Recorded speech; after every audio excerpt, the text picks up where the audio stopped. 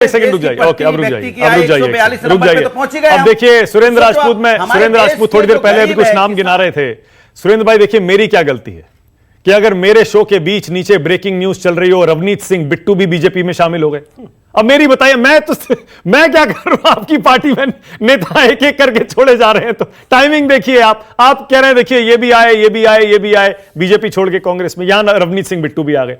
जिंदल आए, नवीन जिंदल, ये देखिए एक और नाम जुड़ गए। हम तो अब इसको भी टिकट, अभी 5 मिनट बाद एक लिस्ट आएगी पंजाब की, तो इसको भी टिकट मिल जाएगा बिट्टू को भी। हालांकि हमें बिट्टू के जाने का अफसोस है, एक बहुत बड़े शहीद का बेटा है वो। अब देखिए पता है सुरेंद्र भाई, इसीलिए मैं आपकी कई बार ना दाद देता हूं और बाकायदा टीवी पे देता हूं, क्योंकि आप खुल के कहते हैं। अब वो नवीन जिंदल गए, उसके लिए जयराम रमेश बोले 10 साल में 0 कंट्रीब्यूशन, 0 योगदान, और बड़ी बड़ी बातें कर रहे हैं। लेकिन आपने रवनीत सिंह बिट्टू के बारे में कम से कम ये तो माना कि आपको दुख है, वो बड़े नेता है।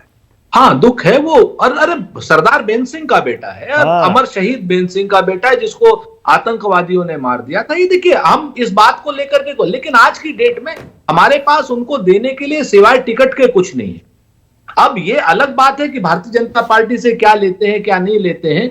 नवीन जिंदल को अगर आप देखेंगे, मेरी 2 बातें हैं महत्वपूर्ण, और एक बात पे चाहूंगा मैं, दोनों बात पे शिवम भाई जरूर जवाब दे, क्योंकि भारतीय जनता पार्टी के प्रखर प्रवक्ता हैं। पहली बात तो यह है कि जिस नवीन जिंदल को आपने अपने ऑफिशियल हैंडल से, ऑफिशियल प्रवक्ता के जरिए राष्ट्रीय कोयला चोर कहा, ठीक है ना, उसी आदमी को जैसे वो इस्तीफा देते हैं 5 मिनट के अंदर उसी शख्स को आप जो है कुरुक्षेत्र से भारतीय जनता पार्टी का एमपी का टिकट दे देते हैं। ये कौन सा तरीका है? एक बात।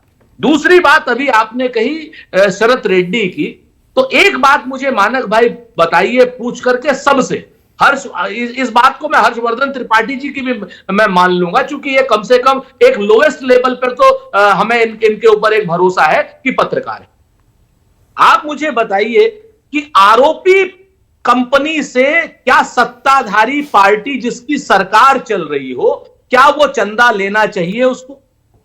जिसके ऊपर ईडी की इंक्वायरी चल रही हो, क्या उसको चंदा, विपक्ष को दे चंदा समझ में आती, कोई बात नहीं, क्योंकि विपक्ष कुछ नहीं कर पाएगा। लेकिन आरोपी पार्टी जो जिसके ऊपर ईडी की आरोप हो, सीबीआई के आरोप हो, या इनकम टैक्स के आरोप हो, या छापे उसके ऊपर पड़े हो, उस कंपनी से या उस कंपनी के डायरेक्टर से कोई आदमी का इलेक्टोरल बॉन्ड लेगा? ठीक है, ये बिल्कुल सही कह रहे हैं आप, आपका वैलिड है क्वेश्चन, ये बहुत वाजिब सवाल है जो मैं भी पूछ रहा हूं। लेकिन अगर ऐसी बात है तो टीएमसी इलेक्टोरल बॉन्ड की डिबेट में क्यों नहीं आ रही है सुरेंद्र राजपूत? बिल्कुल चुप्पी साधे हुए। मैं दो बातें बड़ी साफ कहता हूं। मैं टीएमसी का प्रवक्ता नहीं हूं, और टीएमसी से भी उतने ही कठोर प्रश्न पूछे जाने चाहिए। क्यों नहीं पूछे जाने चाहिए? लेकिन टीएमसी के पीछे, टीएमसी को शिखंडी बना करके भारतीय जनता पार्टी के पापों को छुपाना कहां तक उचित?